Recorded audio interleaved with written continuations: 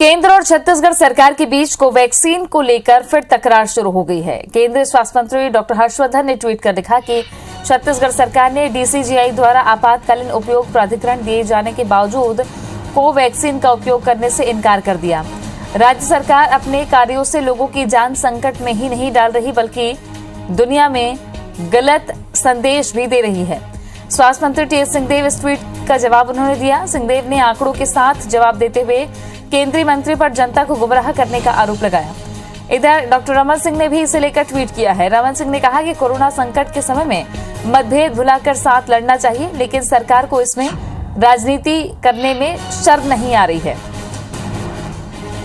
केंद्रीय स्वास्थ्य मंत्री डॉक्टर हर्षवर्धन का ये ट्वीट दुनिया में गलत संदेश भी दे रहे हैं ऐसे राज्य सरकारें जो कोवैक्सीन पर सवाल खड़े कर रही हैं। कोवैक्सीन को लेकर एक बार फिर से तकरार देखने को मिल रही है। लोगों की जान संकट में ही नहीं, दुनिया वैक्सीन पर सवाल खड़े कर रही है।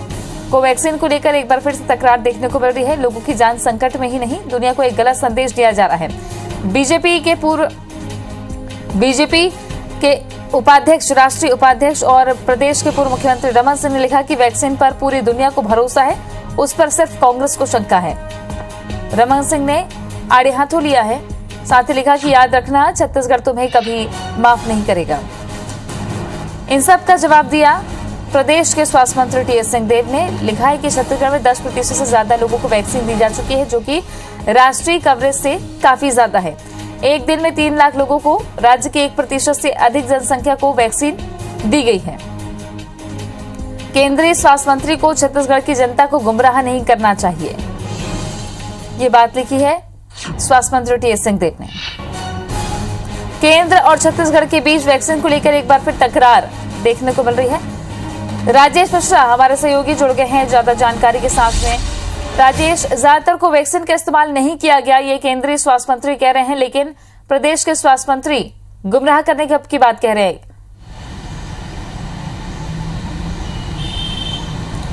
देखिए, अगर हम बात करें तो वाकई वैक्सीन को लेकर केंद्र सरकार और राज्य सरकार के बीच तकरार शुरू हो चुकी है और ट्विटर वार चल रहा है। और यही वजह है कि केंद्रीय स्वास्थ्य मंत्री हर्षवर्धन ट्वीट करके ये कहते हैं कि राज्य सरकार वैक्सीन को लेकर सीरियस नहीं है, वैक्सीन को लेकर लोगों में भ्रम फैला रही है। जो कोवैक्सीन है उसके उपयोग से उन्होंने इनकार कर दिया और ऐसी स्थिति में भी वो इस तरह से वो करके लोगों की जान के साथ खिलवाड़ कर रही है।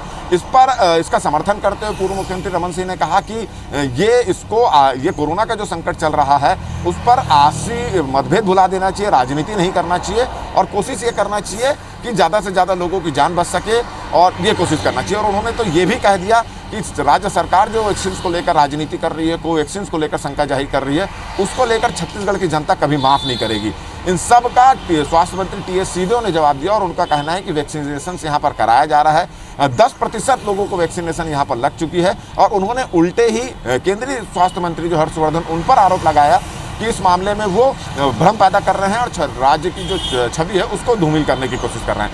तो कुल मिलाकर अगर देखा जाए तो इस समय भी आरोप प्रत्यारोप केंद्र और राज्य सरकार के बीच में लग रहा है। वैक्सीन को लेकर जो है ये ट्वीट वार जो शुरू हुआ है। और हम आपको बता दें कि कुछ दिन पहले ही केंद्रीय स्वास्थ्य मंत्री ने छत्तीसगढ़ के स्वास्थ्य मंत्री सहित 11 राज्यों के स्वास्थ्य मंत्रियों से बातचीत की थी और कोरोना की स्थिति का जायजा लिया था।